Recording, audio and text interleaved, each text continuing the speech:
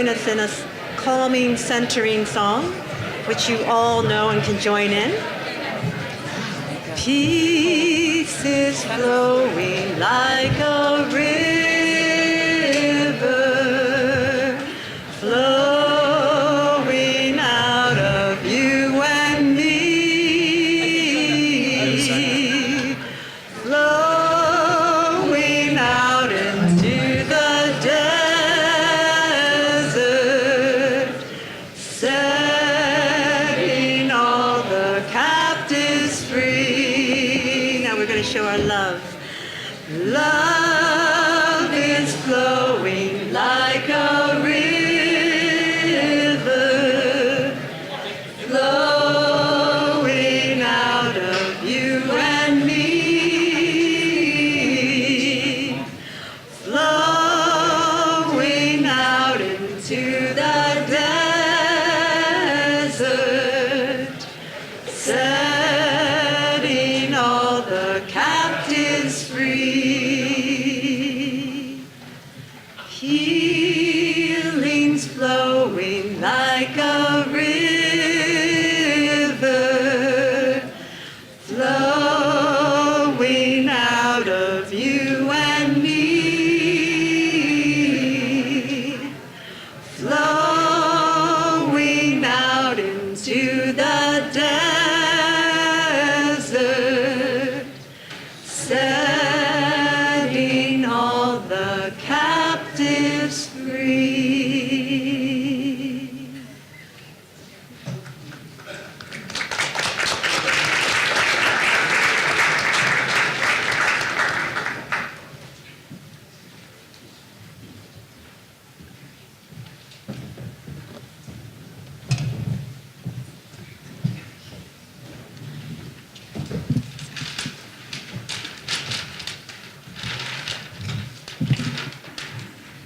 I wanted to first read a message on behalf of Reverend Paul Fitzgerald, who is the president of the University of San Francisco, who is unable to be with us tonight. He has asked us to read this letter of welcome. As the president of the University of San Francisco, I extend you a warm welcome to our campus here in the heart of the city. Our role as a Catholic university is to provide a space where genuine differences and diverse opinions can be expressed openly and honestly, and to create an atmosphere of mutual respect, where many voices and points of view can be freely addressed, some of which we may endorse, and some of which we may not endorse. I believe that hosting public events is an important civic responsibility, one that USF accepts enthusiastically. Let us pray that the Spirit guides us to the fullness of truth, justice, and peace. Sincerely, Reverend Paul Fitzgerald.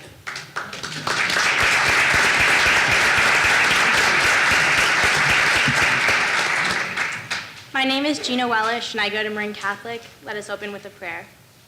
Gracious and loving God, thank you for this precious time together to examine the labor, faith, civil, and human rights issues raised by Archbishop Cordileone's recent proposals to change our high school's labor contracts and faculty handbook. Thank you for the voices of our teachers, parents, fellow students, subject matter experts, and members of the broader community who speak tonight. May we listen with open hearts and minds and with deep respect for one another. Grant us your wisdom. Grant us the strength and faith to always choose love over hate, inclusion over exclusion, hope over fear, and unity over division. Show us the way. Amen. Amen.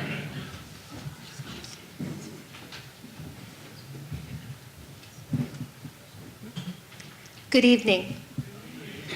My name is Kathy Curran, and I am the mother of 3 children, one of whom is a freshman at Sacred Heart Cathedral Prep. We gather tonight to seek clarity and to share our stories about the effects of Archbishop Cordileone's proposed changes to the teachers' contracts and the school handbooks. Many of us are upset about how these changes will affect our children, our teachers, and our schools. So we gather as a community for wisdom, support, and courage. I'm grateful for the opportunity to be here tonight with so many of you. Only 7 weeks ago, a few of us parents and students who had just learned about the Archbishop's plans gathered in our living room in Pacifica. We were and are members of the school community who hold the values of acceptance, respect, and justice at the forefront of our lives. We know that the proposed changes would eviscerate these values in our schools. Through many meetings over the past weeks, we have grown into concerned parents and students. Teach acceptance, hence the t-shirt. 3 powerful events, countless media articles and interviews, paid ads, a web page, an 8-by-4-foot banner at the St. Patrick's Day Parade, and even buttons. Look at the volunteer force we have become. We are strong, we are clear, and we are fighting. We must. The conviction of our faith, the love for our teachers, and the responsibility to guide and protect our children compel us to do so. We have been criticized. Some have claimed that we are being led and used by a professional PR consultant. Others have contended that we are being corralled by outside agitators. Some have alleged that we are being guided by ill-informed, albeit kind-hearted Catholics. None of this is true. We have not hired a PR consultant. While we are thankful for the many allies who are supporting us, we are a group which has arisen from within the school community. And we are far from ill-informed. We know our theology quite well. Welcome to our forum. As the program indicates, we will hear from some experts, and then from parents, students, and teachers. Time permitting, we will also have an opportunity for the larger audience to offer comments and questions. We ask all of you here tonight to help us maintain a spirit of respect and honor. To get us started, please welcome Mr. Brian Cahill, the former Executive Director of Catholic Charities in San Francisco.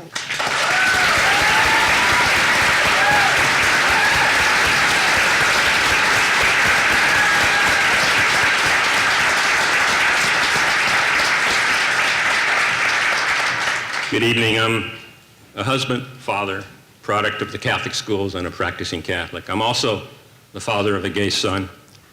He's in a committed relationship. He's not perfect, but he's definitely not objectively disordered, and he doesn't do anything intrinsically evil.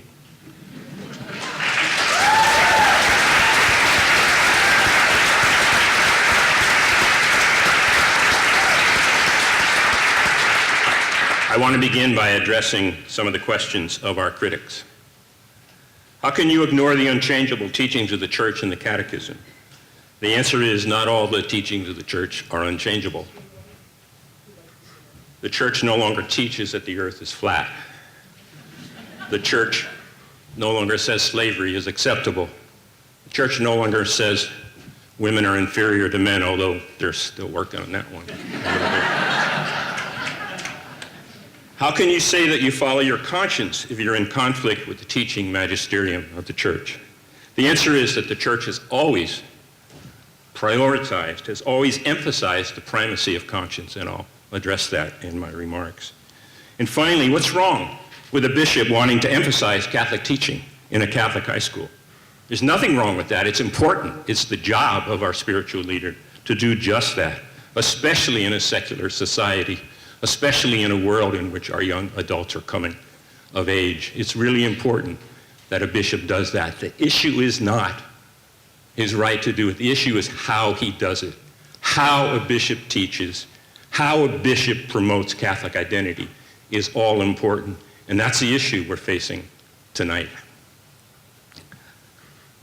How does a Catholic organization, in this case a school, that does not limit its hiring to Catholics, does not limit its services to Catholics, how does that school operate in a pluralistic society? How does it balance the tension between what our Church teaches in the area of sexuality and how it's expected to carry out its mission, support its students, support its staff in this very pluralistic society? The answer is very carefully, very, very carefully. It is not conducive to any kind of ideological, non-collaborative, heavy-handed approach. Monsignor, now Bishop Bob McElroy, who's leaving for San Diego, good for him. Anyway,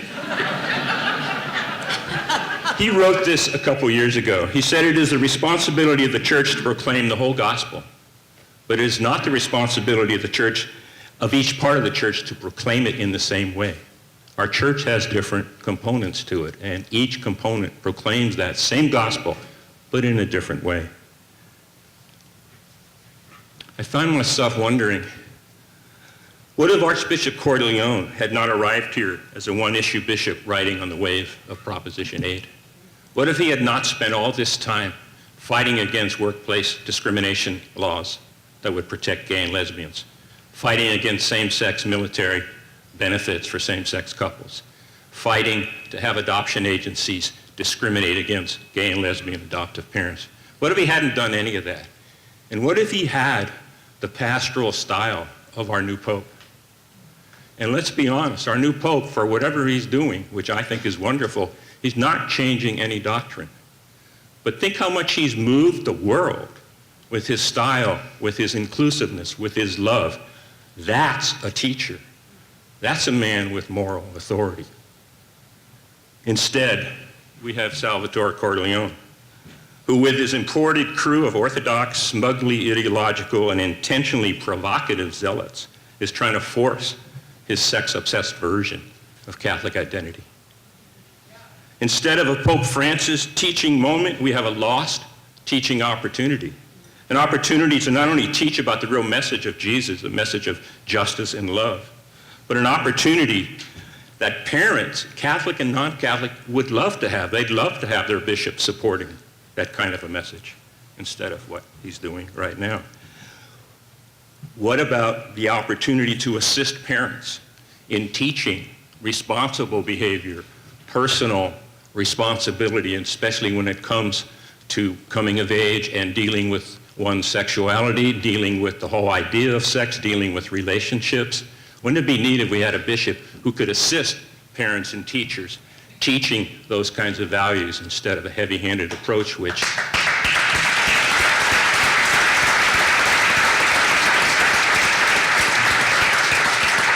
and just think if that bishop was able to help all the teachers and all the parents talk about the destructiveness of casual sex, an opportunity to highlight the power and the grace of the non-physical and the physical intimacy of marriage.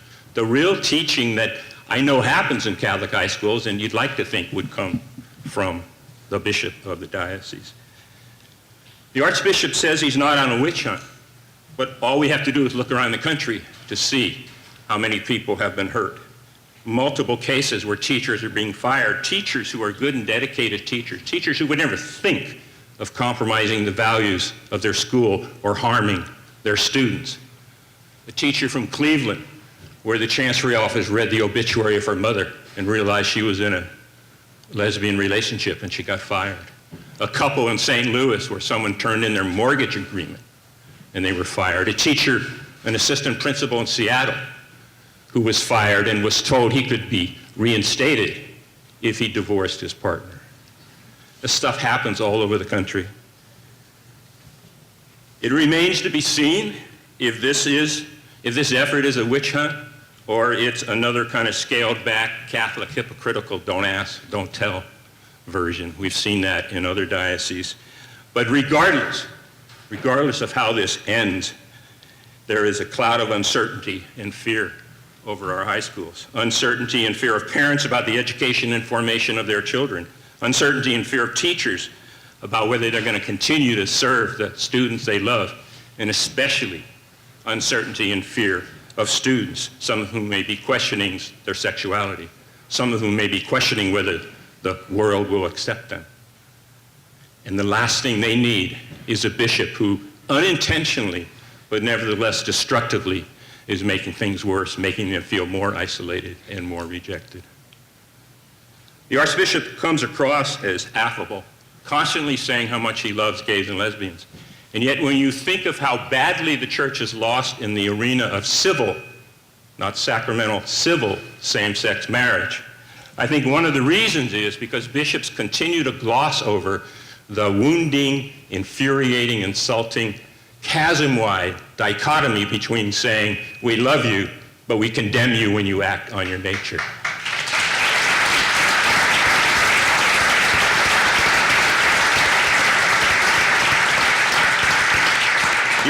The Archbishop constantly refers to confusion over church teaching as though somehow if we all just understood the teaching, everything would be fine. There would be no problem. But there is no confusion about contraception, in vitro fertilization, increasingly civil same-sex marriage. There's strong, thoughtful, conscience-driven opposition. And the primacy of conscience is a long-standing Catholic teaching that cannot be ignored or minimized. Thomas Aquinas taught it is better to perish in excommunication than to violate one's conscience. Cardinal John Henry Newman said that with prayer and reflection, he would follow his conscience rather than the statements of popes or bishops. And Pope John Paul II declared, if Newman places conscience over authority, he's not proclaiming anything new with respect to the constant teaching of the church. That's church teaching on conscience. And we should remember, and I'll say this as respectfully as I can, we should remember who this Archbishop is. He hung out with documented bigots at the National March for Marriage in Washington, D.C. last year. And this is the Archbishop whose hand-picked pastor at Star of the Sea has done so much damage in such a short time, banning children from being blessed during the school mass, and unbelievably distributing developmentally inappropriate grammar school pamphlets to grammar school children. Before he was stopped, Father Illo was apparently on a mission from God to root out all those second-grade masturbators and fourth-grade fornicators and sixth-grade same-sex couples.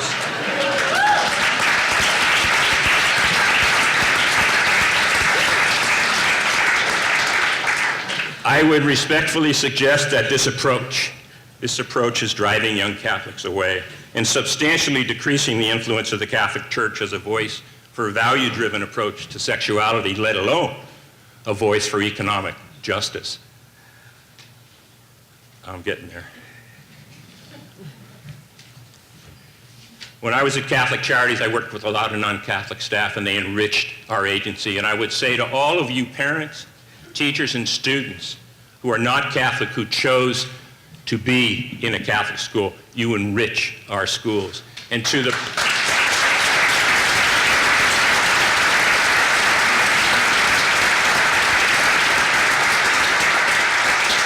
And for those of you who are Catholic, I just want to read a quote from Hans Kung, the great German theologian.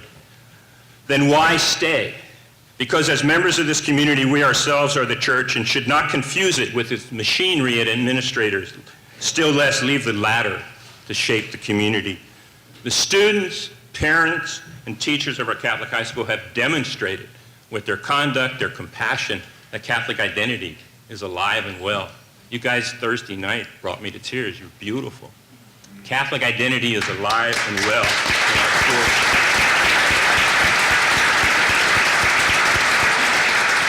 I want to say to all of them and all of you who are here tonight, don't let Salvatore Cordileone drive you away from your school and your church. To the parents of the children at Star of the Sea, don't let Joseph Illo drive you away. These two have their own agenda. It's not the agenda of our Pope, and it's not consistent with the message of Jesus. Thanks.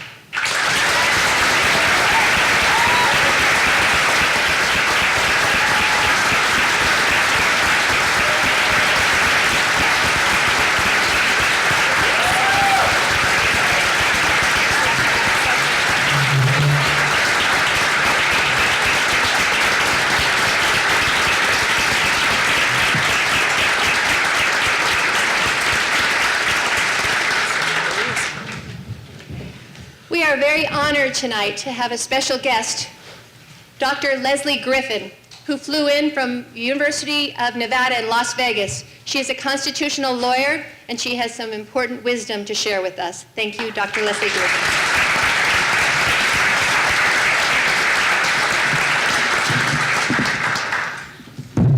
Well, Thank you so much. I appreciate your letting me be here to express my support by explaining some constitutional law to you. And I did leave a handout on your seats in case you want to do extra reading after the evening is over.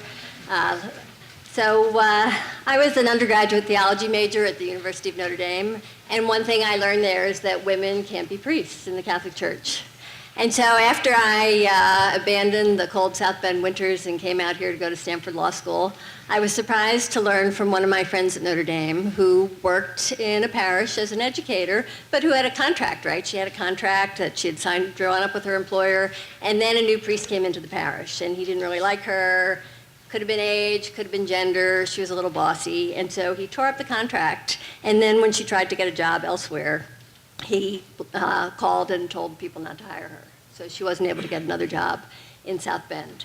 And so she went to court, and what Indiana law should do is allow her a lawsuit for blacklisting, breach of contract, tearing up a contract, perhaps age discrimination or gender discrimination. But when she got to court, what the church said was, she couldn't sue because she was a minister. And that was a surprise to her. And so she said in court, well, no, I'm not. I can explain to you I can't be ordained. You know, the Catholic Church doesn't ordain women. And the court said, well, that's a theological dispute. Courts can't get into theological disputes. And so your case is dismissed. And that is something called the ministerial exception, which I think, as somebody who grew up in the Catholic world, was something that didn't make sense to me, because we had come of age in an era in which Catholic schools hired non-Catholics, hired lay people, hired a lot of people, and followed the laws, the employment laws. Now, around the country, state and federal courts repeatedly recognized this so-called ministerial exception to the First Amendment, which said that if a minister comes into court with a lawsuit against the employer, the minister's case is dismissed. And age discrimination, gender discrimination, race discrimination, equal pay, sexual harassment, case after case was dismissed. And then finally in 2012, the Supreme Court stepped in to resolve the question of whether there was a ministerial exception. And the case involved a Lutheran school teacher, a grade school teacher, and she developed narcolepsy during the school year, and she went out on medical leave, and then good news, she recovered and wanted to come back to her job. And the school said, oh, we're not sure about that. We don't think you're ready to teach. And so she went to the EEOC to file a disabilities discrimination claim and to talk to the EEOC about disabilities. Well, then the school fired her. So she went to court with a disabilities discrimination claim, and only then did the church raise the issue that, well, they had really fired her for religious reasons. She wasn't a good teacher. And the case went up to the Supreme Court, and the Supreme Court ruled that this woman, Cheryl Parrish, was a minister, and therefore her lawsuit should be dismissed. So instead of being able to prove that the school had discriminated against her on the grounds of disability, she had no lawsuit. And so what we have today in this 2012 decision is a decision by the Supreme Court that says there is a ministerial exception to the First Amendment. And so if you're a minister and you try to sue your employer, your case is going to get dismissed. Now, the court was very specific. It said, we're ruling only on the facts of this case because we can't set a general rule about the minister. And the facts of this case were that the school teacher had taken extra courses in Lutheran theology. She had moved from being a regular teacher to a so-called called teacher in the Lutheran faith. And so she had claimed a tax exemption for ministerial status on her tax return. And the court said, because of those specific facts about this one woman, she was a minister. But the court said, and I put some of the language on the handout, right? There's no rigid formula for a minister. It's fact-specific, case by case. We look at your formal title, the substance reflected in the title, your use of that title, and whether you perform religious functions. And the concurring justices said, the function you perform is a key test in figuring out if you're a minister.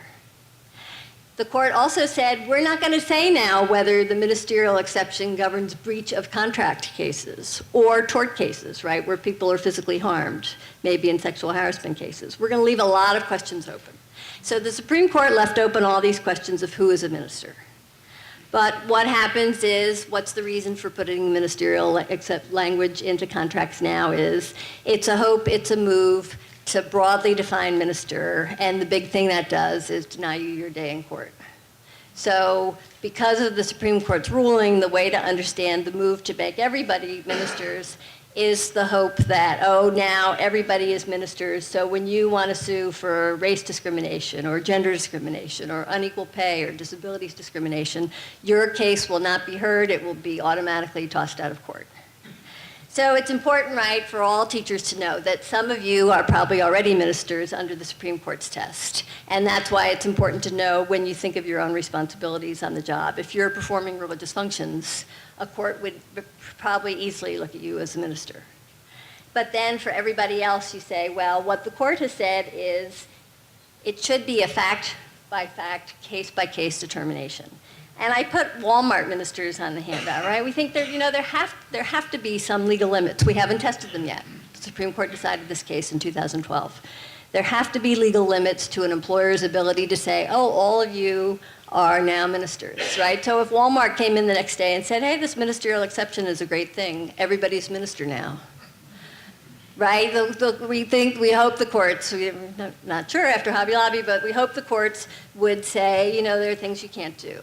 And so there's reasons to think that an attempt to make everybody a minister, especially to make non-Catholics a minister, right, to make people who aren't performing religious jobs a minister, would run into trouble in the courts, right? It would make it a little harder. If you sign up and say you're a minister, it's going to make it harder in court, right? Because then they'll look at the contract and they'll say, maybe you are a minister. But what you'd have to push back to say is the Supreme Court said case by case, job by job, not everybody can be a minister just by an employer's say so. Now, what are the morals clauses in the faculty handbook? You can think of this as the belt and suspenders approach to law, right? You say, well, we'd like to get everybody in the minister category, but that could be troubling, especially for non-Catholics. And so why strengthen and make the morals clauses more specific? Well, it's part of a way to make it easier to be clear why people are being fired. Now, as Brian already said, Catholic school teachers are being fired around the country, for free speech in favor of gays and lesbians, for getting married, for in vitro fertilization, and so forth. And this is part of a broad campaign against the country. The court's hearing oral arguments on same-sex marriage in April. Religious groups around the country are fighting to find ways to keep from having to do business with gays and lesbians, to employ gays and lesbians. And so what are the morals clauses doing, right? They're a way, I think, for the church employers to reach out and say, hey, we want everybody to agree. Even if you're non-Catholic, you're going to know what Catholic teaching is, and so we can fire you for that. So it's not an excuse anymore to say, oh, I don't know what Catholic teaching is. I'm not Catholic. Now, the good thing here in California is I hope that the California Constitution's privacy clause, which applies to private employers and not just to the state, would offer you some protection from giving up your constitutional rights, right, to free speech, to marriage, to reproductive privacy, to contraception, and so forth. And so those cases are ready to be litigated. So let me end by saying, one thing I can tell you, whether in constitutional law, politics, or in the church itself, the person who carries the narrative of religious freedom wins. And right now, the bishops are winning that battle. And their theory of religious freedom means you're above the law. Something's higher than the law. Something's better than the anti-discrimination law. Something's better than women equality. Something's better than racial equality. Something's better than same-sex equality. Religion always trumps. Now, and they say that in the name of the First Amendment. Now, we should know better. The First Amendment is not about people being above the law. It's about building a tolerant society where everybody follows the law. And so I congratulate you here in San Francisco, where I hope you lay Catholics and supporters in San Francisco can take back the religious freedom narrative and say the First Amendment's about tolerance, not about having religious institutions above the law. Thank you.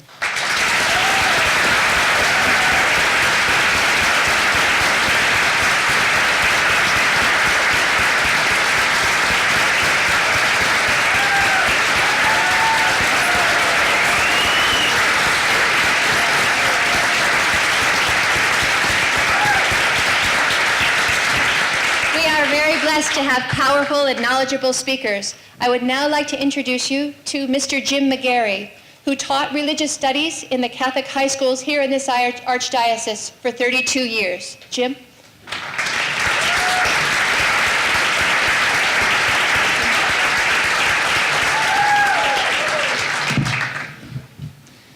Thank you. I see my role here tonight simply to make a transition to these fine young people that we have gathered with us here today, and to their comments, and to their feelings, their thoughts, their theology, their solidarity with one another. As I was thinking about these things a couple weeks ago, I came up with some ideas that I put down in an open letter. And I've had some good response to that letter, so I simply am going to read that letter to you tonight. It's called The Great Reversal, an open letter to students from a concerned parent. Decades before you were born, we, your parents, grew up in Catholic and other schools where no one was out. We heard the term fag thrown around classrooms and hallways with casual cruelty. There was overt bullying and brazen gossip based on perceived sexual orientation. There was occasional violence. There was loneliness and even despair among our peers who knew they were different. There were suicides, as well as descent into slower forms of self-destruction. There was anger smoldering beneath the surface among those who knew they would never be accepted. Our teachers and our school leaders, silent or worse. You, young students, our sons and daughters in Catholic schools in the last decade have grown up with a new reality. You have peers out of the closet, and you see that their human dignity is not diminished by their sexual orientation. And you indeed celebrate your unity undergirding differences. You also have peers whose families are led by gay or lesbian parents. You visit them, they welcome you into their homes, you see their full humanity flowering in their families. Some of you live in such families, newly protected by laws recognizing civil same-sex marriage. You may know a classmate who was conceived by in vitro fertilization. You do not see the circumstances of his or her conception as changing in any way the inheritance as a child of God. You include them in your circles without question. This is new. This is a blessed change. There is no going back.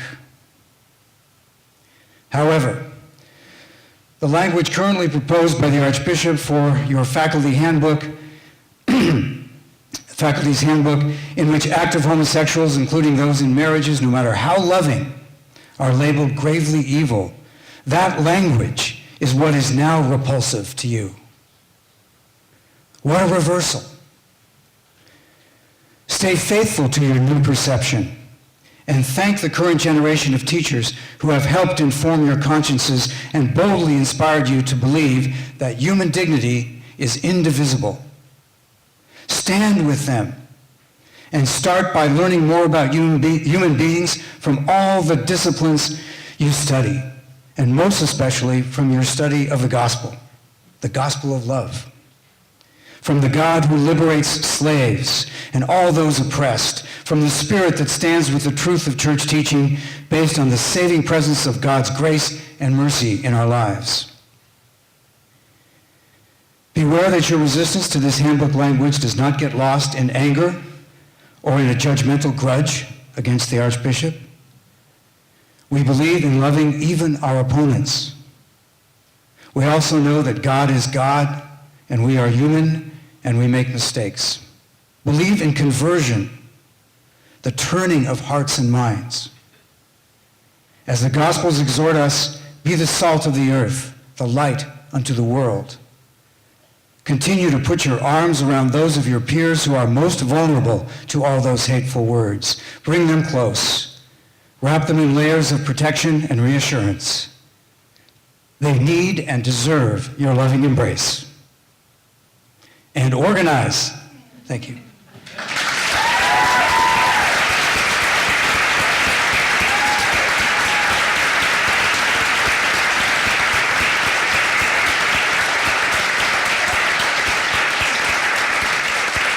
There are many, many people who would like to speak this evening and many different perspectives.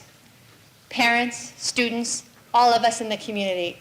We're so grateful for the experts who have shared their wisdom. We would now like to hear from some of the parents who represent the different schools that are directly affected by the Archbishop's proposals.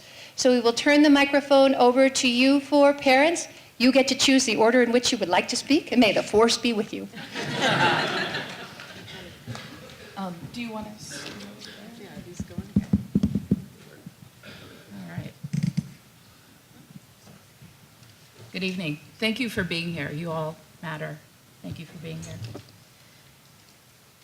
So I'm a parent of a Sarah High School freshman, and I'm a lesbian, married to my wife of a year and a half, I think, and but we've been together for 23 years.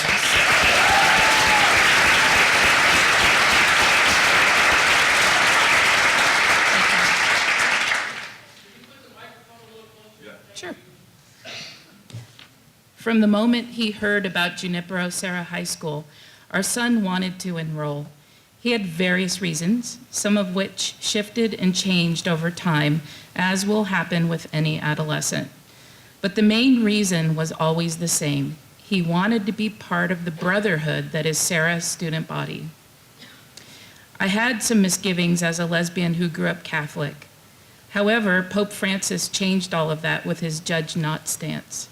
So we agreed to let our son apply and enroll because we agree with Sarah's mission statement to support students in their journey toward becoming men of faith, wisdom, service, community, and leadership in an environment of excellence and mutual respect. And we were assured Sarah was seeking a student body comprised not only of lifelong Catholics, but also members of the community from all faiths and backgrounds in order to promote understanding and peace among people from different backgrounds, and to have an open dialogue that would foster the best pursuit of knowledge and research. Our son has been thriving at Sarah. In just the 7 months since he's been a student there, he has become more mature, more responsible, and more dedicated to not only his classroom work, but also to his spiritual growth. He has demonstrated a deeper thoughtfulness, not only in his answers to homework problems, but also in his contemplation of the gospel. And surprisingly, something unexpected happened through all of this.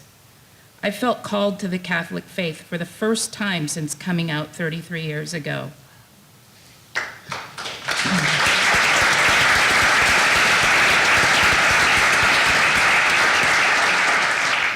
Our family has enjoyed engaging discussions with our son about the gospel, all inspired by the excellent theological classes he has benefited from.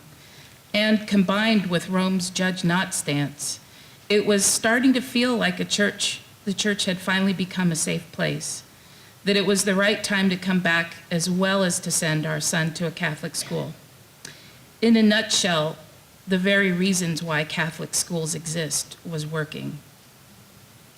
But all of this could come to an end if the Archbishop's proposed new language is included in the teacher handbooks and is adopted as the final word to be dispensed in the classrooms. How long could the brotherhood that our son cherishes hold true in the face of his teachers being forced to state unequivocally that his parents are gravely evil?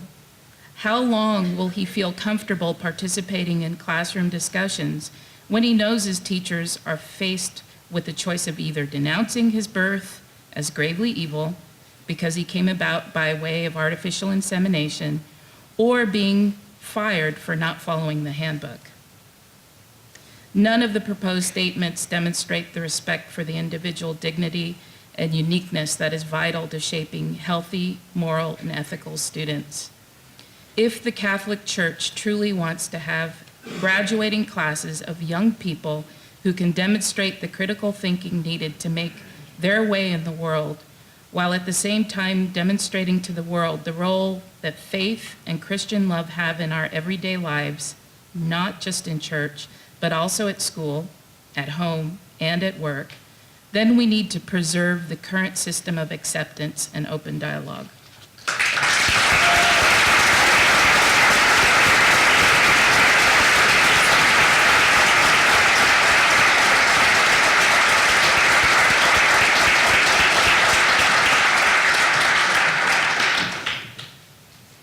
I'm so nervous. I just had to say that.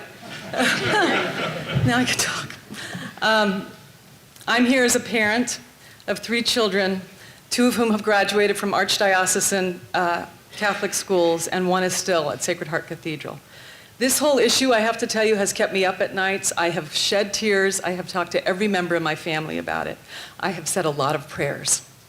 Whatever anyone's religious or theological perspective is, the reason I am speaking out here tonight is because I believe this will harm children.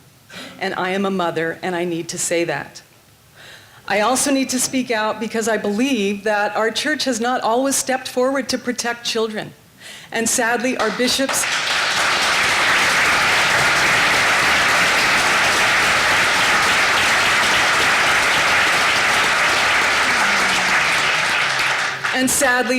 have not been the first to the table. So we, as parents and as students and as teachers, are speaking out very strongly on behalf of our kids. My husband and I have 3 children that we love unconditionally. I believe God does too. One of them happens to be gay. He came out to us when he was in high school. That was not an easy thing for him. It was especially difficult when he heard in one of his religion classes homosexuality compared to bestiality and incest. I believe he heard a disturbed and not accurate reflection of the Catholic faith. Nevertheless, it was upsetting to him, it was upsetting to us. He, in fact, went to other teachers and staff and felt supported and affirmed, and students stood with him. And he went back to that teacher and shared how he was concerned about other students who might hear that message and how they would be at risk. And he stood up. I worry that with this, if this language were in place when he were in school, and if this community of support was not present in that school for him, I would not want him to have attended that school, nor would I want any other child to be exposed to that kind of harm. My children instead have benefited from a message of love, from a message of our commitment to our neighbors, of lifting each other up. They understand we must love one another. I am so grateful to the teachers of our Catholic schools who have shared that message. And I believe that the Church and the Archbishop have a right to teach the faith, as Brian Cahill said. The way they do it is critical to remove thoughtful reflection, dialogue, and yes, even dissent, to silence and restrict staff, is to make our schools unsafe. They would become communities of harm. I would sadly have to say in that case our schools should be closed. So I stand with our students and with the Pope, who said just last week that the mission of Christianity is not to eternally condemn anyone, but rather to offer God's mercy to everyone. Pope Francis said that mercy often seems unfair to people who excessively are focused on rules.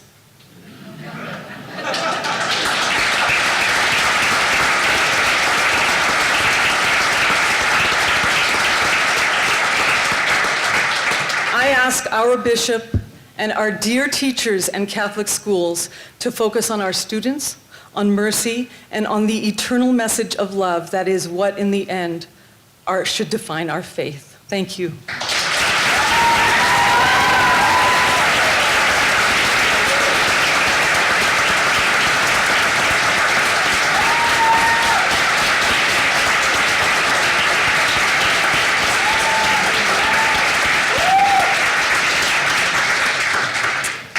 Hi.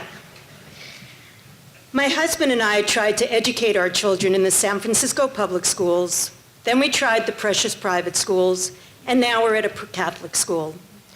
My feminist, pro-choice sociology professor was appalled. Your money will go to pro-lifers, homophobics. I told her it is she who is being closed-minded. This Catholic school is different. This school is the real world, only better because there is room at the table for everyone. And then she said, aren't you worried that as a Jewish family, Natalie will experience anti-Semitism? And I said, not at SHC. As I said, Aunt Lois, there is room at the table for everyone. My Jewish daughter walks the halls of SHC wearing her Jewish star with pride. At lunchtime, her friends of all faiths get to experience matzah at Passover and gelt at Hanukkah. She brings home conversation from her religion classes that we otherwise never would have had. Some may say that as a Jewish family, the Archbishop's changes to the handbook and the teachers' contracts are none of our business. My response to that is oppression, bigotry, discrimination anywhere is everybody's business.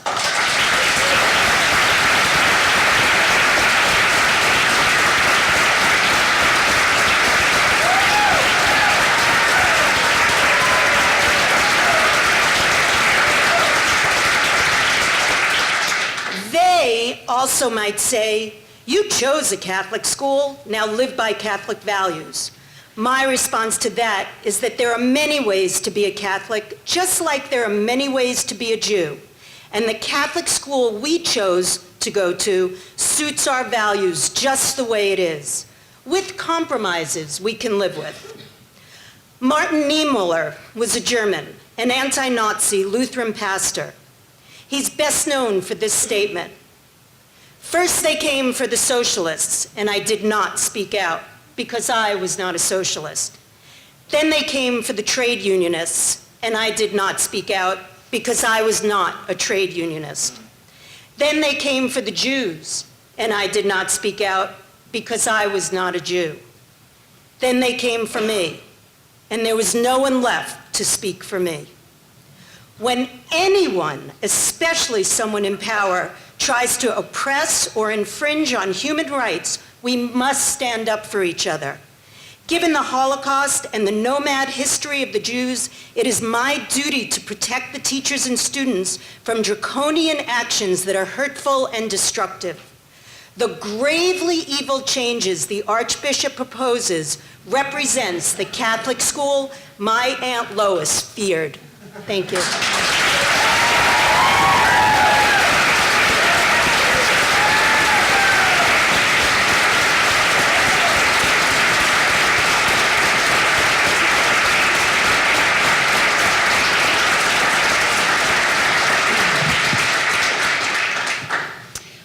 I'm a parent at Marin Catholic, and I'm here to read a letter that I've written to the Archbishop.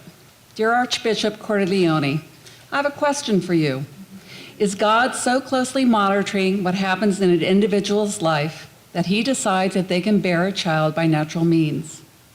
If so, I'm not sure what the criteria are for allowing a potential mom or dad to have a child by natural methods. I don't understand why God did not allow my husband and me to conceive naturally. My Catholic, incredible mom had 6 children. She also had several miscarriages. To prevent these miscarriages, she took a drug called diethylstilbestrol, or DES. Unfortunately, this caused me, her daughter, to not be able to conceive the natural way. I was so thankful that God provided scientists the ability to overcome this problem by letting them develop the science of IVF that allowed my husband and me to achieve our deepest desire, to have children. We now have 2 17-year-old sons, amazing young men who will contribute to the world in a good way. Archbishop Cordileone, your language tells my sons that their conception was wrong. I, however, can tell you that they are perfect creations of God, exactly as they are. They bring my husband and me so much joy. Their birth meant so much to my mother, who passed away when they were 4. They continue to bring joy to my husband's parents, who at 97 and 95 relish watching them grow. As a parent, I've spent my years teaching my boys to be tolerant and accepting of others' beliefs and lifestyles.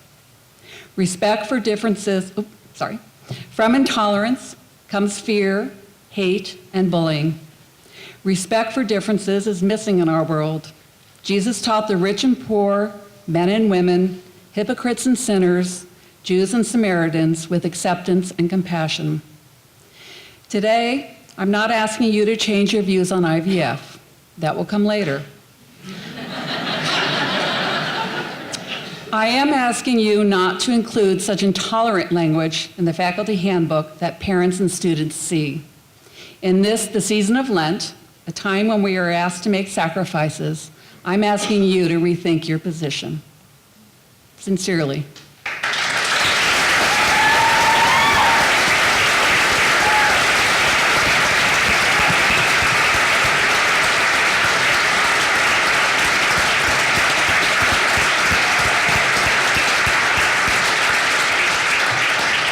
What an exciting and powerful night, story after story after story.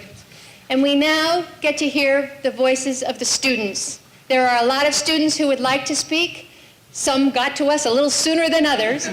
And so I think the easiest way to do it, I think it would be wonderful if this group of students in the front row, how about if you stand up together, right? You can come up on the stage, up here, come up on the stage and pass the mic down along yourself, okay?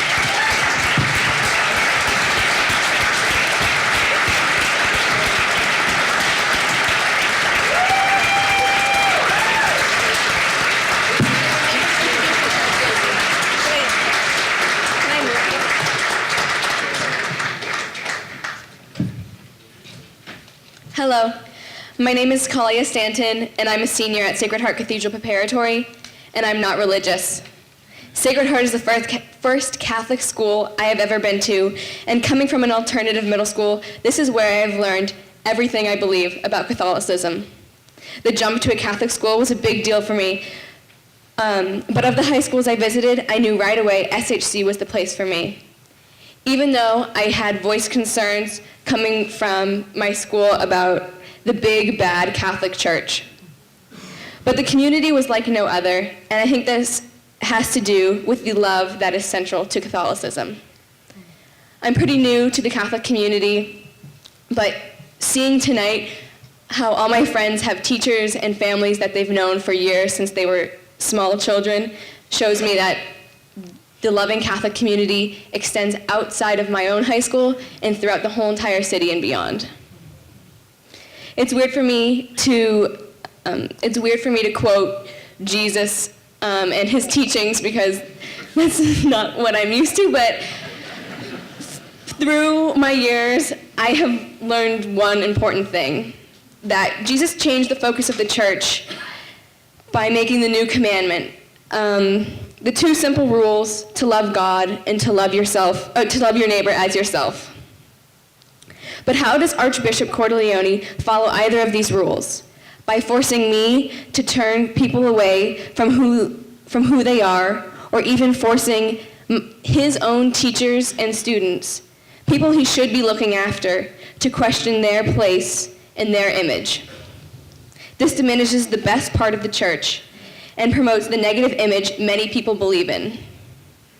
Now I'm a senior and have come to understand this, but I do not want what is so great about my school and about this community to go away when I leave. I don't want my freshman brother, and I don't want all the students that follow me to not learn what I have learned while in high school and what I will carry with me for the rest of my life. Thank you.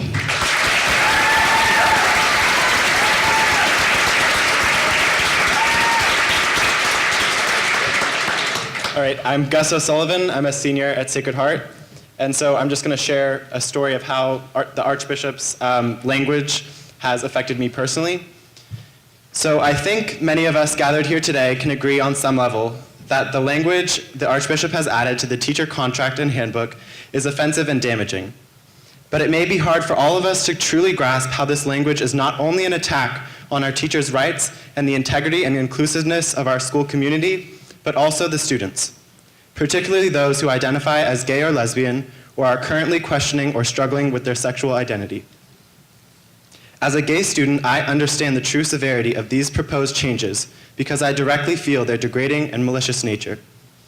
I picture myself 2 years ago.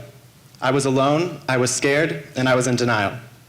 Struggling with my sexuality and who I am as a person was one of the most difficult things I have done in my life thus far. Struggling with depression and a general lack of motivation, everything fell apart around me. I neglected my relationships, my grades dropped severely, and I shut down to the world around me. This time period in my life, just like the times that many other LGBT youth go through, was a terrible time that I would not wish on my worst enemy. Thinking back to this time period, I can only imagine what it would have felt like had these contract and handbook changes been proposed during this time. It would have been absolutely detrimental to my mental health and my self-worth. What is scary to me is that I know that right now, this very second, there are students struggling with the same things I struggled with. And these hateful additions to our school contracts and handbooks are not making things any easier for them. With depression and suicide rates being a very serious issue in the LGBT youth community, our schools should be doing everything they can to help create a safe place for these students to discover and become who they are, not beat them down and make them even more fearful.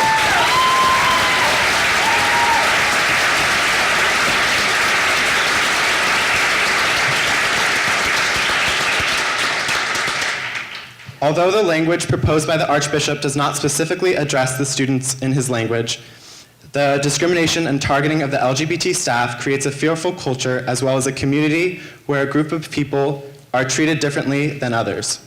It completely changes the environment of our school and creates an environment where teachers and students alike will feel discriminated against. Although this document may specifically target LGBT people, it does not only affect LGBT people.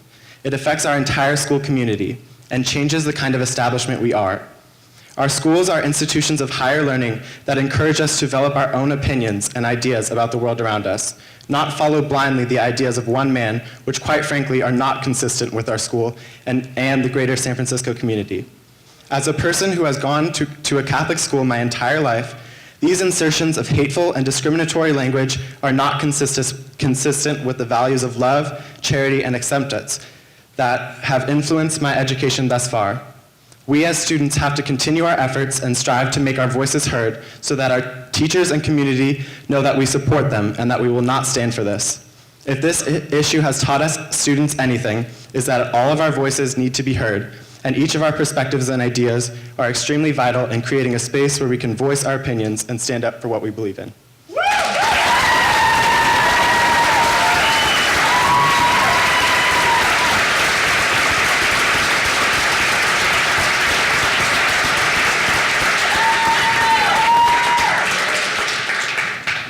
Hello, my name is Jackson Miller, and I'm a junior at Sarah High School.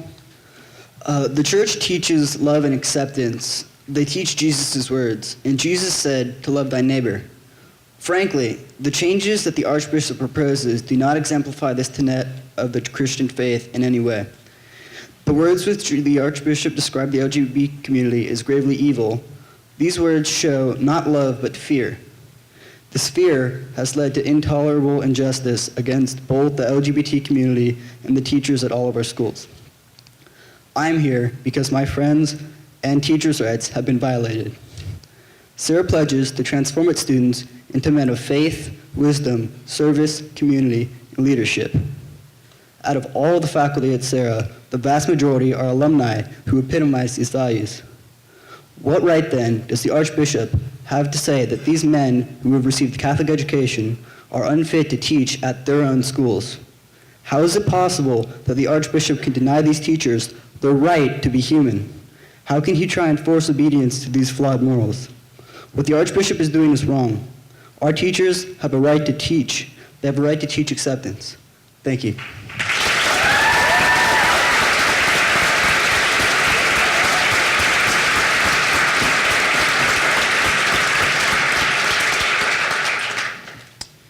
Good evening.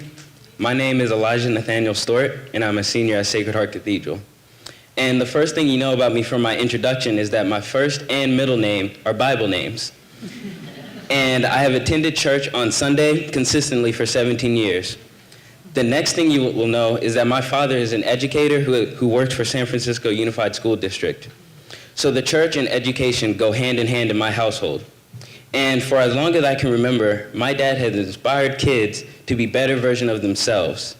In his 12 years as an educator, plus the 22 years of working with kids at the Boys and Girls Club and other organizations, not once did my dad impede a kid's progress by not allowing kids to be themselves. So if I would not want my dad to be restricted in what he says when trying to inspire kids, I cannot allow Archbishop Cordileone, I don't know how to say his name, to restrict any teachers by calling them ministers. The best teachers inspires rather than dogmatizes and enforce their own thoughts on their students.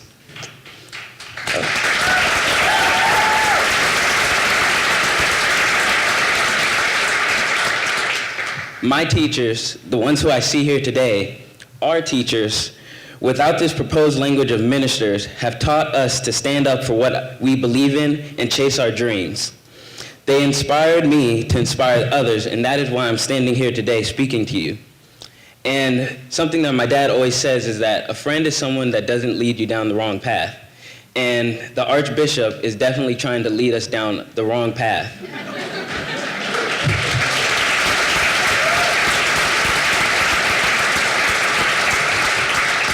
Because to criticize a whole group of people and saying the way they live is gravely evil is wrong and unjust. And injustice anywhere is a threat to justice everywhere. And with over 300 teachers and staff and many, many students and parents fighting it. What was that? And parents fighting it, this injustice cannot and will not stand because no injustice has stood since the beginning of time. Thank you.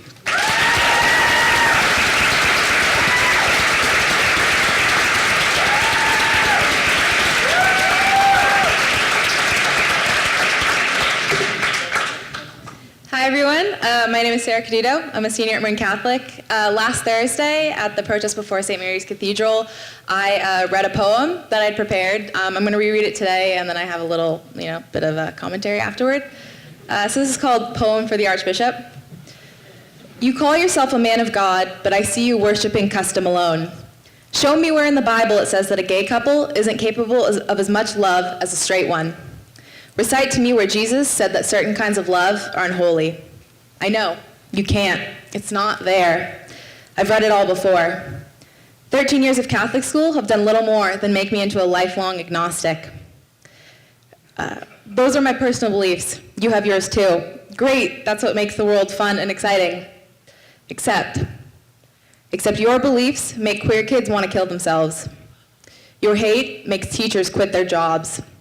Your lack of understanding about the ways in which the real world works are making more and more kids like me. And we have a message for you. Love always wins. Queer kids, I love you.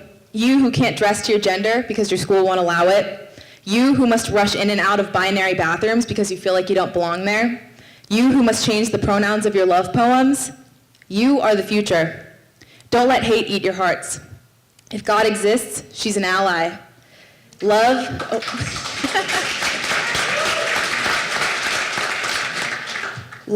is never a mistake. Why else would God have made the symbol of the covenant a rainbow?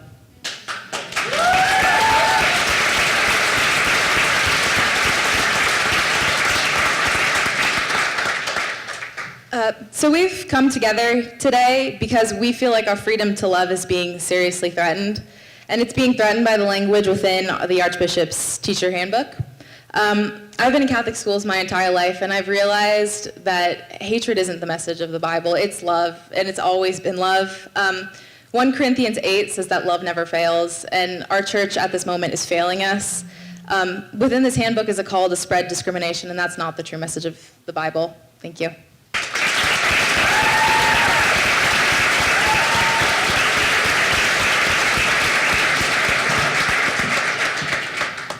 Hi, my name is Dylan Ennis, and I'm a junior at Archbishop Reardon High School. I'm here today for the same reason that a lot of you are here today. I feel that this clause is truly unjust. We should be taught to accept and love all people for who they truly are, not to judge them for who they love or how they were born. I moved to this great city of San Francisco from Maryland at a young age, and right away I felt this overwhelming sense of equality, love, and acceptance. Isn't that what Catholicism is meant to represent? Universal, open, and accepting to all? We live in the most diverse, most metropolitan city in all of the world. And frankly, this clause has no place here.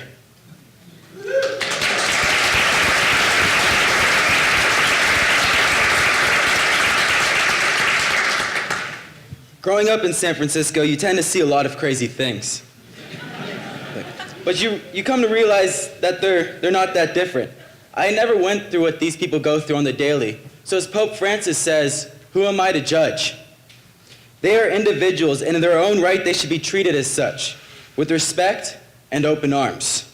Because that's what our Pope, Pope Francis, teaches. Pope Francis has been called one of the most greatest in the last millennium because he teaches acceptance. He teaches love. He accepts people for who they are, and he screams, who am I to judge? Isn't that the lesson that we should live all of our lives on? When you are unsure about someone or something, don't abuse and defile them. Can you really describe someone's behavior as morbidly or gravely evil, then expect them to follow you and love you for those teachings?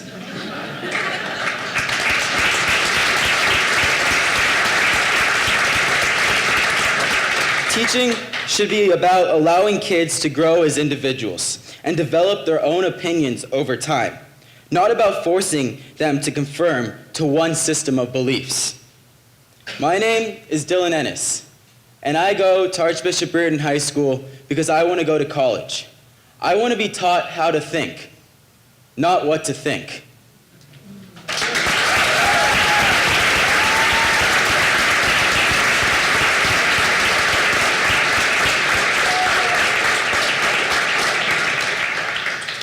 Hi everyone, my name is Hugh McNeil, and I'm gay. I spent a large portion of my life thinking that the church was unconditionally against everything that I was. And I held on to that feeling until I was a freshman at SHC. There I met some amazing friends, both Catholic and non-Catholic, who really helped me accept my sexuality. As I became more comfortable with myself, I started to reach out to my teachers, and I was pleasantly surprised of how accepting they were. And I say pleasantly surprised because their belief on homosexuality and love was so different from what I had known.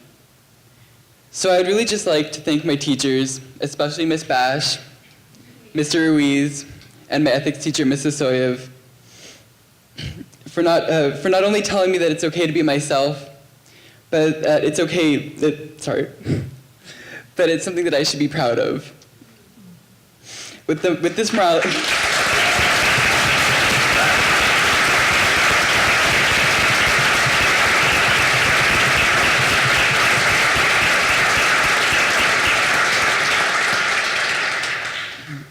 with this morality clause, I'm afraid that these teachers won't be able to reach out to future students as they did for me. Thank you.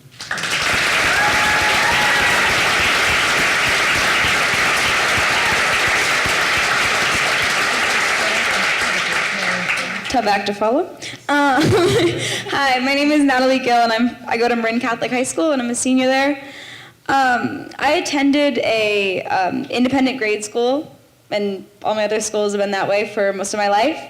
And there I kind of learned that Catholicism was this scary thing, basically, that you see on television with people yelling and throwing hateful signs at people at funerals. But then I came to Marin Catholic and realized that Catholicism was something completely different. Catholicism is about loving people and acceptance and embracing everybody as somebody worth respect and love. My father, who's an extreme Irish Catholic, told me that if you are picking out people and going around and saying who can or can't be Catholic, then you have no place in the church. Respect and love is not what this new handbook would be teaching. This new handbook would be teaching that the Catholic faith is about judging one another. That the people who taught me what Catholicism really is aren't truly deserving of my respect and love. and that I cannot agree with. I love my faith, and I love my school, and I love my teachers. And I want others to be able to experience this understanding of the faith. And that's why I want them to keep on teaching acceptance, because that's what I believe Jesus would do. Thank you.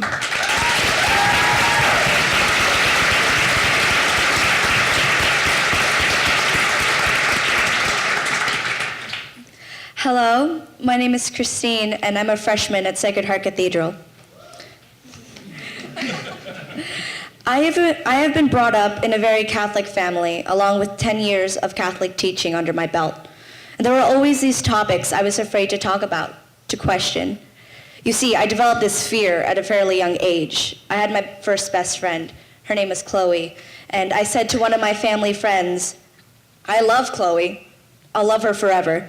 And they played around with me as any would with a 6-year-old. But there came to a point where they said, "But just as a sister, right?" And I wholeheartedly said no.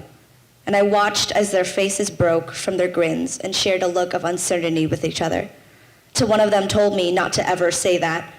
And when I asked why, they replied, "Because that's how it's supposed to be." Fast forward to middle school. And I was a fairly opinionated person, but I was also terrified to voice them. To say the least, our school was very traditional. Mary Jane shoes with the little buckles on them, and the little uniforms. And sometimes in 2nd grade, they taught us how to curtsy. But there was this boy in my class, and he used to tease me, saying I was a lesbian. He used to make fun of me. And I wasn't mad about it. I mean, I didn't believe being gay was bad. But somehow, so many people believed it was, that somehow these words had bad annotations with them. So I confronted the boy in a slightly intimidating way, and he said, "Sorry, that's how it's supposed to be." In 8th grade, the Archbishop came to my school because he was doing a little tour around the middle schools, and he held a mass. He came to my class, and he started asking us questions, you know, the trivial, what does this represent? What does the Holy Spirit? And then he asked us, "What does the church's teaching mean to you?" And as a terrified 13-year-old, I didn't reply. I was like, oh no. But now that, even though it's only been a year and I haven't matured that much, but I think I have my answer. I believe that the church's teaching means to show love and compassion, and that we should reserve the right to judge people for God, not for each other. And I think that's how it's supposed to be.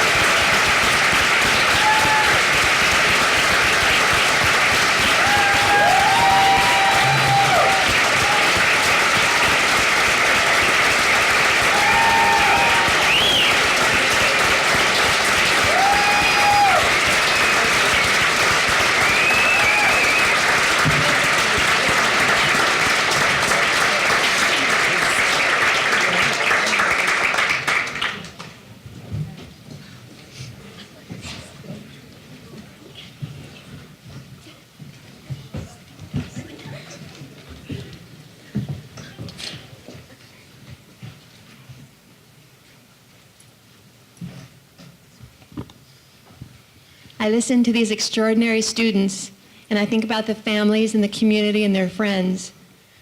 I also think about their teachers. Those people who helped. Good grief. I wasn't nervous. I was nervous in the beginning, but I covered it well. It is you teachers who have brought out the power and the beauty and the clarity among these students, within these students, and we are so grateful to you.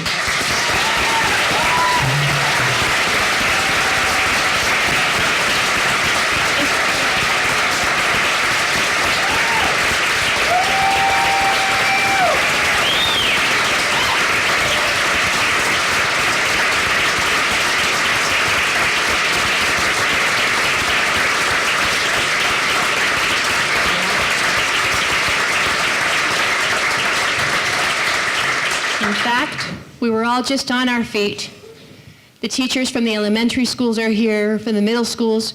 We have teachers from ally schools, but we also have courageous, strong, powerful teachers from the 4 archdiocesan schools that are being directly affected by this. Let's ask those teachers right now to either step forward if you're in the back or stand up proudly if you are sitting there. And let us give you one more round of applause and gratitude.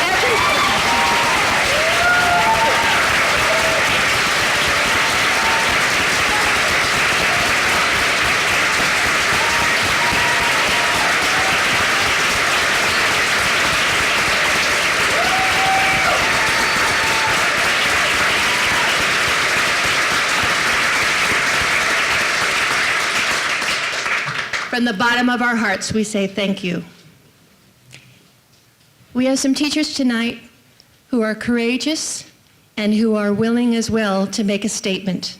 And for some of them, this is a risk. But we had teachers from all of these schools who wanted to stand up and speak too about what this language means to them. I know that there are 4 teachers, and I think you're hiding out there somewhere. Could I ask the 4 teachers who would like to speak to please come forward, and let's listen to these 4 teachers.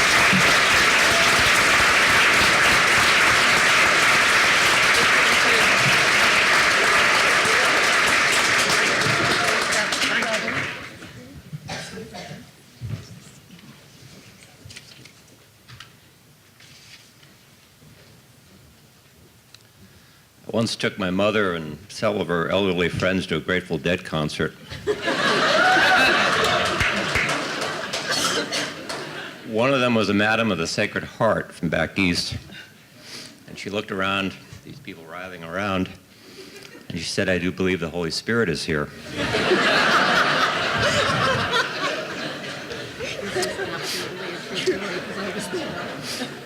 And after listening to the people I've listened to tonight, particularly the students, I think that's true about this room as well.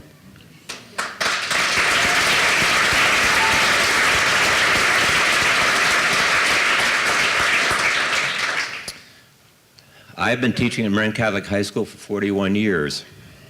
I was raised in a practicing Catholic family, active in its parishes. I'm a product of 12 years of education in Catholic schools. As an adult, I am still very tethered to both my upbringing and education, imbued with the values fostered by my parents and various teachers, the Dominican Sisters of San Rafael, several priests, and many good laypersons. Since my days at UC Davis, I've continued to read history and literature and take an interest in local, national, and global issues. My Catholic faith and education and my experiences with the many people who have come into my life, including people of many, many different backgrounds, all have formed who I am as a thinking and believing person. In all my years at Marin Catholic, I have never once encountered a single colleague, past or present, Catholic, lapsed Catholic, Protestant, Jewish, or agnostic, who failed to support the school's mission of promoting the gospel values of faith, knowledge, and service. I fully acknowledge the Archbishop's requirement that all teachers agree to the best of their ability to teach and minister and live in accord with what the Catholic Church holds and professes. I, and nearly all my colleagues, however, are deeply troubled by his insistence on placing very particular selections of the Catechism into our faculty handbook that fail to respect private reservations that some Catholics and others may have about several of these doctrines. The chosen fragments of the Catechism, such as those concerning the use of contraception, divorce, homosexual relationships, and others, ignore both the context and the challenges of the lives of teachers and students alike, and disregard the value of their individual consciences as described in a passage of the Gaudium et Spes, if I pronounce that correctly, also part of the Catechism, particularly this part. For a man has in his heart a law written by God. To obey it is the very dignity of man. According to it, he will be judged. Conscience is the most sacred core and sanctuary of a man. There he is alone with God, whose voice echoes in his depths. In a wonderful manner, conscience reveals that law which is fulfilled by the love of God and neighbor. In fidelity to conscience, Christians are joined with the rest of humanity in the search for truth and for the genuine solution to to the numerous problems which arise in the life of individuals from social relationships. From Jacob and Moses to Peter and Thomas, every human being in the Scriptures wrestles with his faith. The very beauty and power of Christian belief rests in the incarnation, that God came into this world, that Jesus engaged with all kinds of people, Jews and Samaritans, sinners and hypocrites, that among them he modeled acceptance, compassion, and forgiveness, and blessed the poor in spirit. The Catholic Church, its priests, its religious, its lay people, imperfectly at times, has maintained and proclaimed the gospel message through the ages, stressing the value of community and good works, and continues to do so. The Second Vatican Council document Gaudium et Spes, joy and hope, however, further notes that the Church has always had, quote, the duty of scrutinizing the signs of the times and interpreting them in the light of the gospel. All members of the Church, clergy, religious, and lay people, have this challenge. The more I age, the more I appreciate the compelling need for acceptance, compassion, and forgiveness. The gospel message I have always been taught and teach calls us to the virtues of faith, hope, and charity, to the enlargement of the heart, not its constriction. I urge the Archbishop to reconsider and to trust the faith journeys of administrators, teachers, staff members, and students of our 4 diocesan schools. Thank you.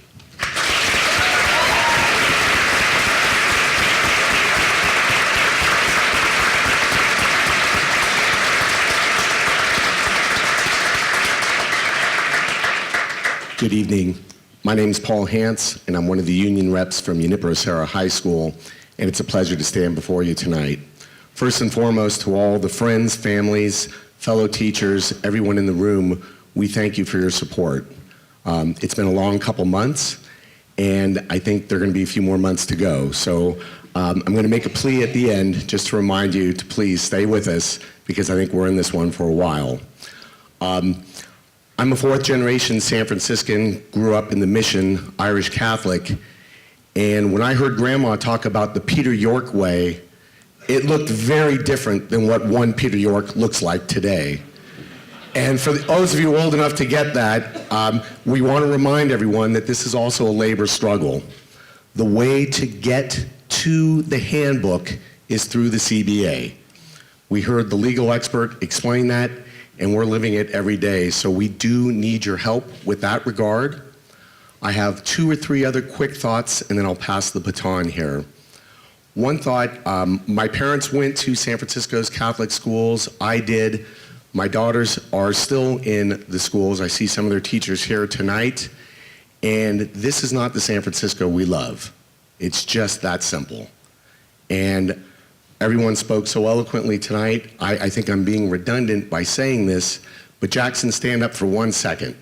This is Jackson, a true scholar, and the other night when the students were speaking out on the steps of our cathedral, 2 6'12" security guards grabbed Jackson and escorted him down to Gough Street and did not let him on the very cathedral that my parents and grandparents raised money to build. And that's the church that we're supposed to love and hold. But that's not the San Francisco church that we all grew up with. So I ask tonight, thank you, please stay with us. I think it's going to be a long one.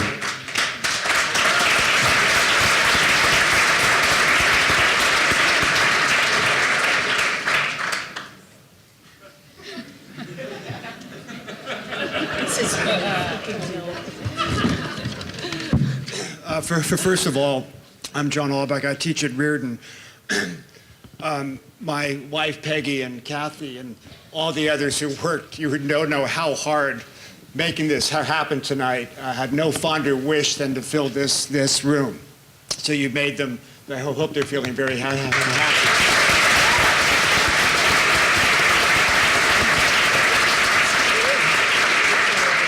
Looking out, I see quite a few of you were also at our wedding. So I just want to thank you for coming back. Also, I can't help looking back there and seeing the people standing against the wall. It looked like the kind of crowds the churches used to get when I was a kid, you know. Anyway, to be serious, you know, many of my most cherished moments as a teacher at Reardon have been when LGBTQ students have shared their stories with me. The stories were special moments, shared unfortunately in an atmosphere of fear and intolerance. It felt so good to provide a safe place where the young man could own that part of his true self.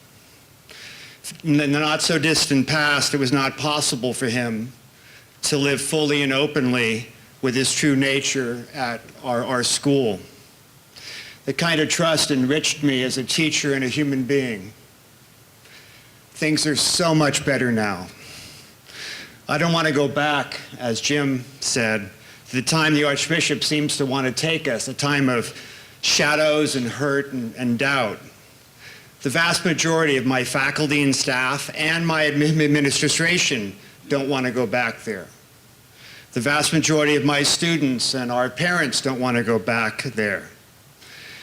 We all want to move ahead where the light of true Christian solidarity and all that is all the light and all the goodness of all the different faiths that our communities embrace can heal all the differences our students so deeply feel wounded by in this very fragile time in their life. In the case of our young people who do not feel they can live fully and freely as a person their mind and heart tells them that they are, sending them off with only the, quote, disinterested friendship, unquote, the new handbook language allows us to give. And the condemnation and judgment that those words imply is not what Jesus is calling us to do. We must make sure that they feel the freedom to be everything they can be. Thank you.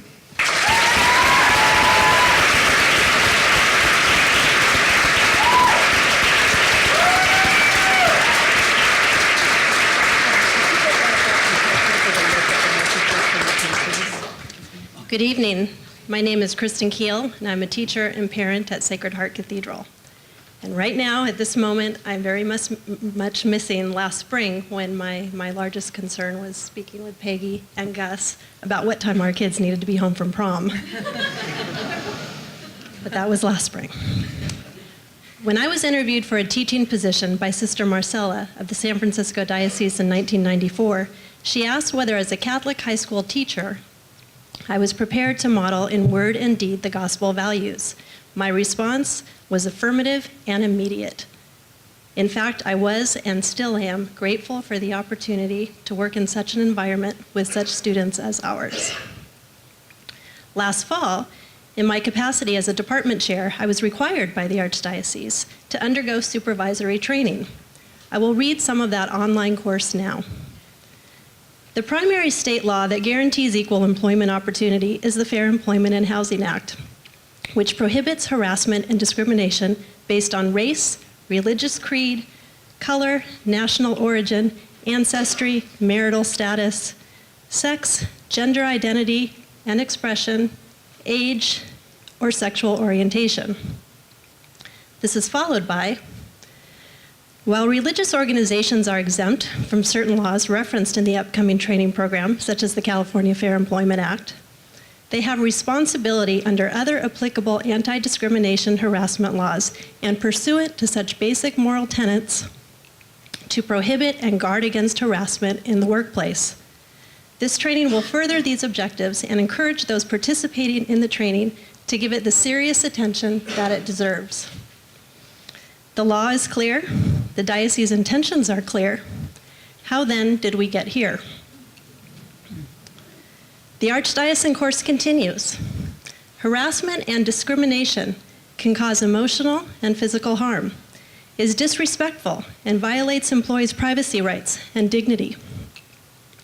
impairs employees' professional development, distracts coworkers, decreases morale, increases absenteeism, and reduces productivity, causes lost work time, poor performance, generates negative publicity, damages an employer's reputation, and increases the cost of hiring and training employees.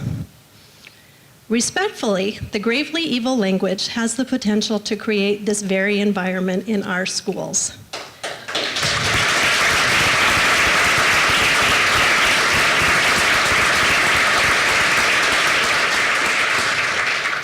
And though not meant for our students, its aftermath has clearly shaped their narrative. Thank you.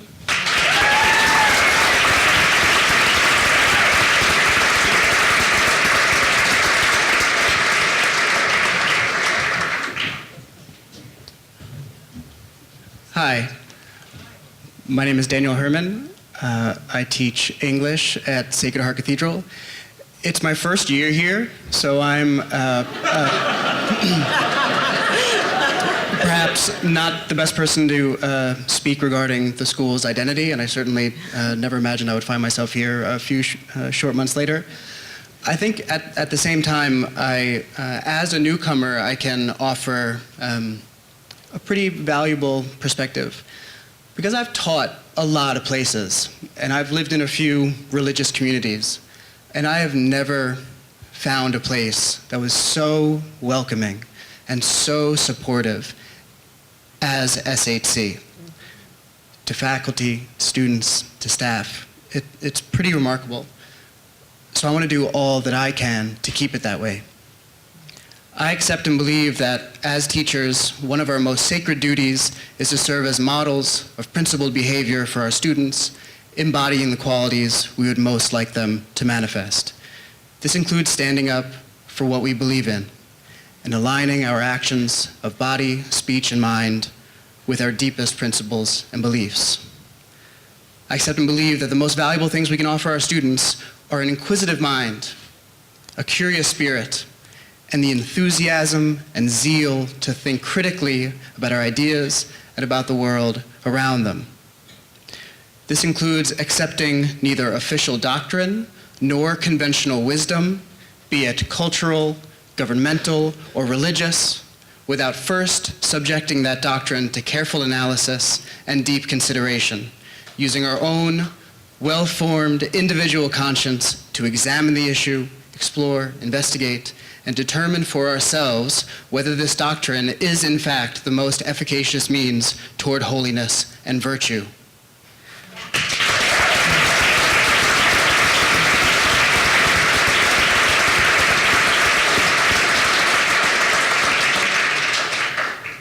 I accept and believe that this is a difficult moment in all of our lives. It's scary, it's uncertain, but there's no question this moment is a precious gift as well, because it's a crucible moment. A crucible, you may know, is a pressurized space in which things are refined and where different elements interact to produce something new. It's usually metals or glass. In this case, it's us. Our ideas, our ideals are being refined. Everyone in our school communities, wherever we stand on these issues, are interacting to produce something new. This sort of opportunity doesn't come up too often, where we are all compelled to look closely at what we believe and stand up for those beliefs, not just for ourselves, not even just for our schools, but for this city, for this church, and for this world. I, for one, am tremendously grateful to be here with all of you in this crucible. Now let's keep the pressure up. Thank you.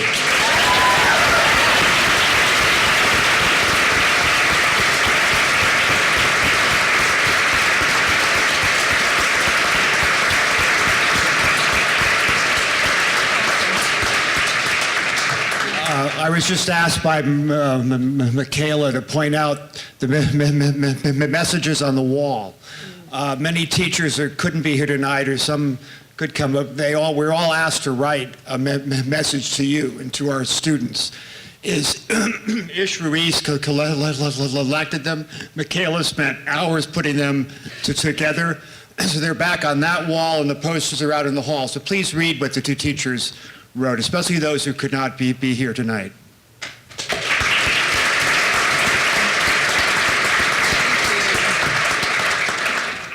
First, I want to thank our teachers, so let's give it up for them.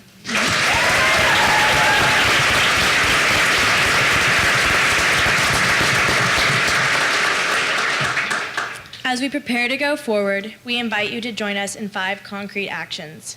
Pray, walk, sign the petition, write, and keep informed. Pray. We ask that you hold our teachers, students, families, and Archbishop Cordileone in your hearts, minds, and prayers. We pray for a change of heart, for a path to a just settlement at the bargaining table, and for healing and reconciliation in our community. Walk. Sometimes the way is made by walking and through public witness. On Monday, March 30th, the Monday of Holy Week, we invite you to join us in a procession and short prayer vigil. The procession will take place from 6 to 7 p.m. The vigil will follow from 7 to 7:30. We will gather in front of Mission Dolores Basilica, the first Catholic mission in San Francisco, at 6 p.m. and walk to St. Mary's Cathedral. Volunteers are handing out flyers with information. Sign on to the petition. We will deliver on March 30th to the St. Mary's Cathedral. Hard copies are on the table at the back of the hall, or sign online and share with your community. To sign online, go to our website at teachacceptance.org. Sign on to or write your own letter to the Archbishop, to religious leaders in Rome, and high school principals and presidents expressing your concern. A sign-on letter, as well as a flyer with names and addresses, are on the back. These are also on your chairs if you want them. Keep updated about all these activities by visiting our website at teachacceptance.org and our Facebook page, Concerned Parents and Students Teach Acceptance. Every single voice is so important, and every action we take together as a community, and it makes a very important difference. Thank you.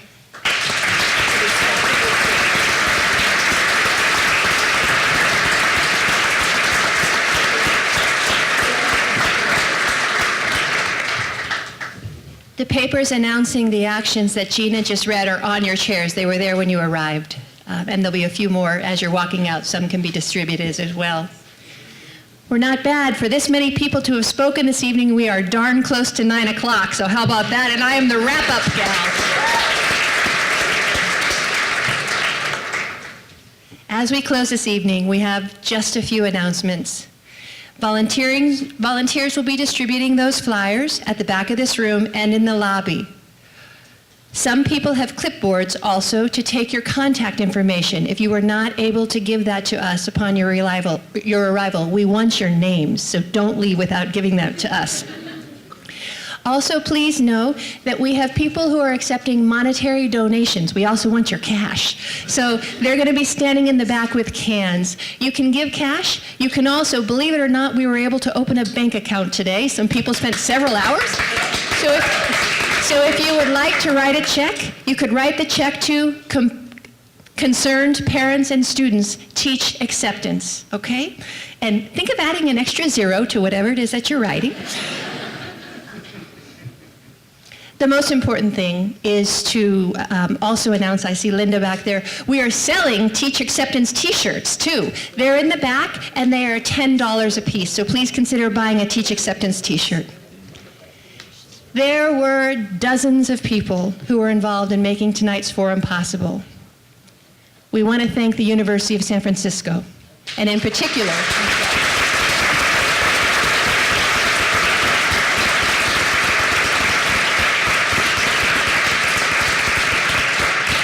and its Institute on Catholic Educational Leadership for hosting this evening.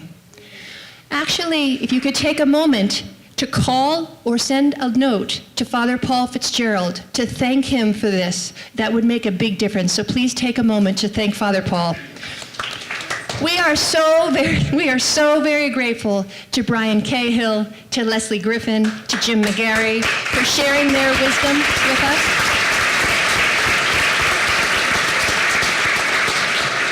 I think of these phenomenal parents and all these parents. Thank you.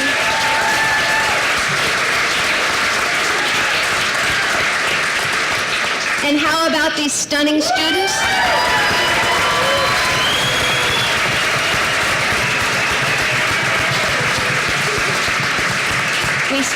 We started the evening with music. We're going to end the evening with music. So we want to thank Mary Petrilli of St. Gabriel Parish, Rebecca Harvey of St. Ignatius Parish and Sacred Heart Cathedral High School, and Kate Carter of St. Agnes Parish. We are so very grateful to you for the singing.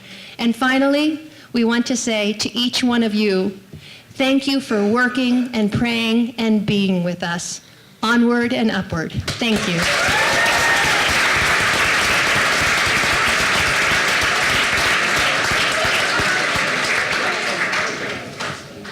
Come join us, Kate. All right. Many of you know this, of a certain age. It's an awesome song. Please join us in singing. We are a gentle, angry people, and we are singing, singing for our lives. That repeats. We are a gentle, angry people, and we are singing, singing for our lives. You got it. The only thing that changes are two words. We are a justice-seeking.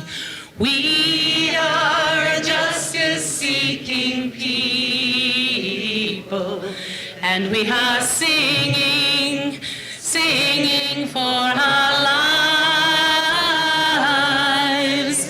We are a justice-seeking people, and we are singing, singing for our lives. Young and old together.